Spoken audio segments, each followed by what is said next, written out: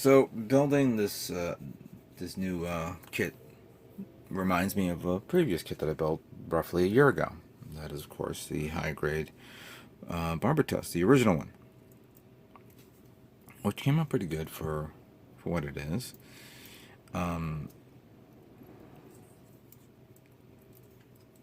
Still holds up. It's great design.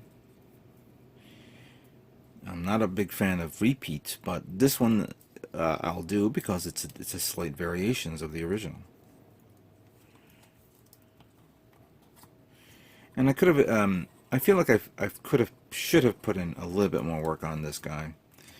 I'm hoping to do a little bit more work on this. But what's done is done. I'm going to try this guy now. Now, for the colors,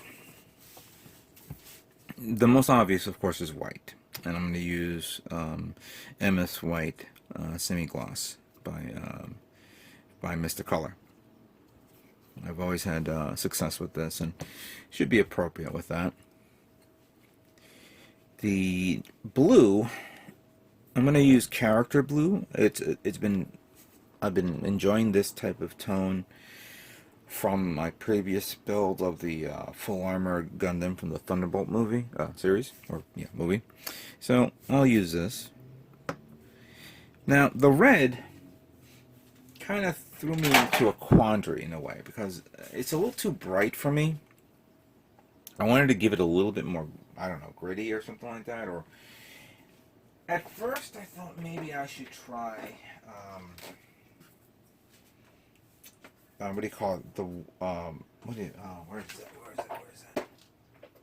I just put away a few paint jars here. All right, here we go. So I was thinking of using the wine color again, since I used it on the full armor. But I think this is a little too dark. A little too dark. It's good for something, but not for this. And then I was thinking of using the russet. The russet is it's a shade lighter than this guy. And again, I like this better. And I originally thought, why not use this color, which is, it looks red. I'm going to tell you this. I'm going to put it right here. The color looks red. It's not as red as this, but it looks like it. You want to know what color this is? It's brown. Never seen a brown so near reddish. This is more like a mud brown type thing, but it's brown, regular brown. I was going to use this guy, but now after looking at this and this, I think, you know what, this is perfect enough for that, so I'm going to put that here.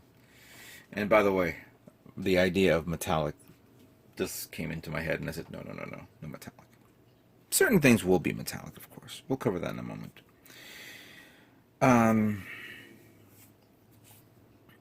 The yellow. I like to change things up. I'm not going to use yellow. Instead, I'm going to use gold.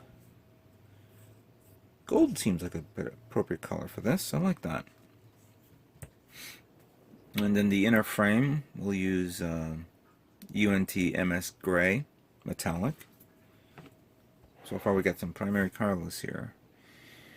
I see a two-tone color here, and interesting enough, oh wow, thank God that they put this in English, because now we could see body white parts, chest blue parts, frame and mace grip gray parts, mace black parts. Well, I do have black here, so I'll use that. Fair enough. The antenna is yellow and the feet red. The feet is red. Yeah, of course, but what about the shoulder? So we have all this. But going to here, to the mobile worker, whoops, to the mobile worker assembly, the legs and then the upper part of the body is tan. So I pulled this guy out, desert yellow, acrylic. I'll try to paint that as well. This should be fun. This should be really fun. Yeah, I actually thought of doing this guy metallic, and then when I get the 1/100 scale, I just do normal. But I'll do normal both ways, like I did with the other guy. So that's what I have. That's what I'm going to use. What do you guys think?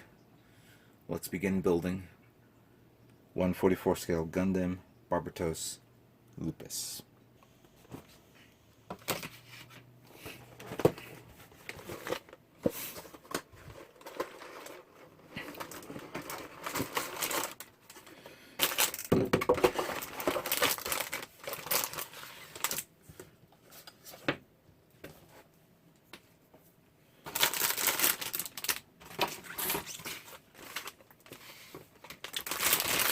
Again, I want to express my thanks to everybody who watched my build of the All Armor Gundam Thunderbolt version.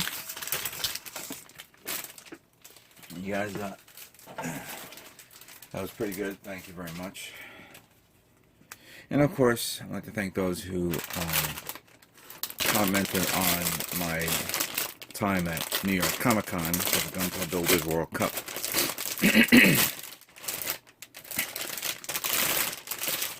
I really have a lot of fun there. And I hope you guys enjoyed the videos that I posted.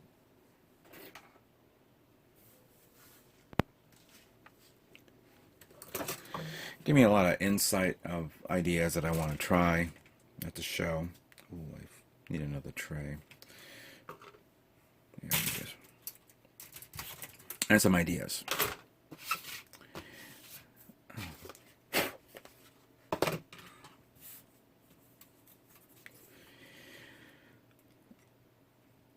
Since the year is almost over, I'm gonna see what kits I'm gonna do now. Before I take some time off. I'm actually thinking of taking the time off after building the Barbatos Lupus, just to relax a bit.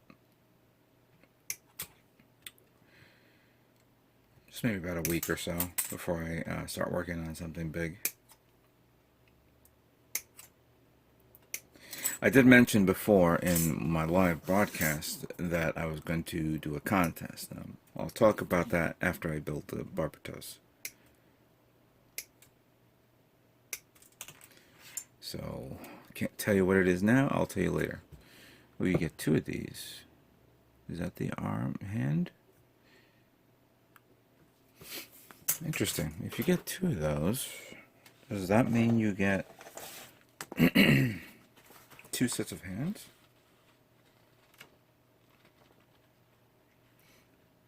Or is that not part of the hand? It is part of the hand, that little part here. Let me leave that there for now.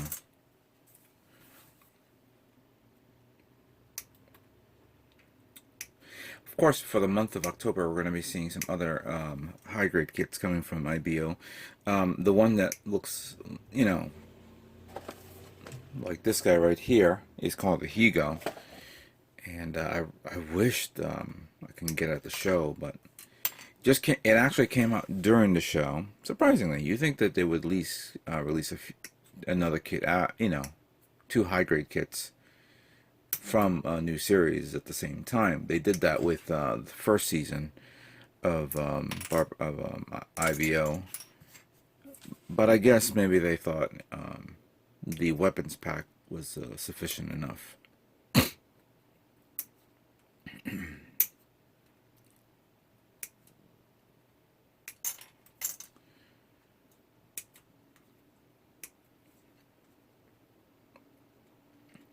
I also have so much stuff in my head that I want to try, and you know, it's kind of hard to do something and then put it on camera and explain it. There's an idea that I wanted to try that I don't think I can do it as a build project like I always do. Like right now I'm doing this. This is considered a build project right here, custom build project. But for something that's going to probably take a lot longer, I'm probably going to do a work in progress type build. I hate to say this, kind of like what I do with the other work in progress build that I haven't finished, which is of course the Hulk Ballbuster. It's trying to find the time to get around to that and see what you can do to do, you know, and move forward, that I can't seem to find the time to try.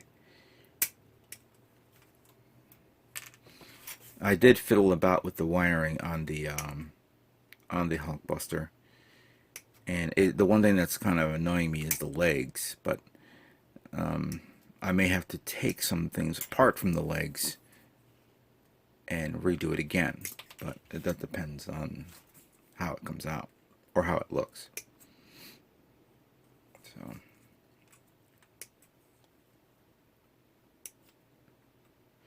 also,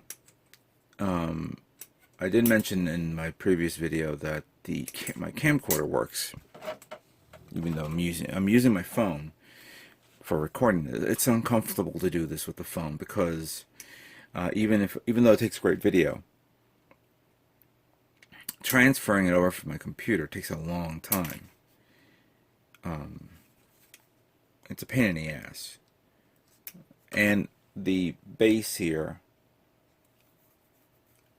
is too, even though it holds my phone fine, if I accidentally tap it or hit it by accident, the phone may pop off and fall down, and I don't want to crack the screen or anything like that. I just recently had the phone replaced because the phone screen got cracked. I'm not planning to do that again, so I'd rather not do that. So this will be one of a few times I'm going to use the phone to record my builds. I will definitely look into purchasing a new camcorder. And I'm not repairing my camcorder because, to tell you the truth, actually I had the camcorder for 2 years now, not 1 year as I mentioned before. The actual connector itself, actually, matter of fact, let me just show you. Let me just finish popping these out.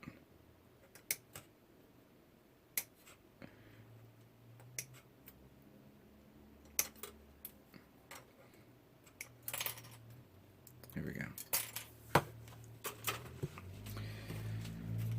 So this guy right here, which I plug in the power supply, it's loose.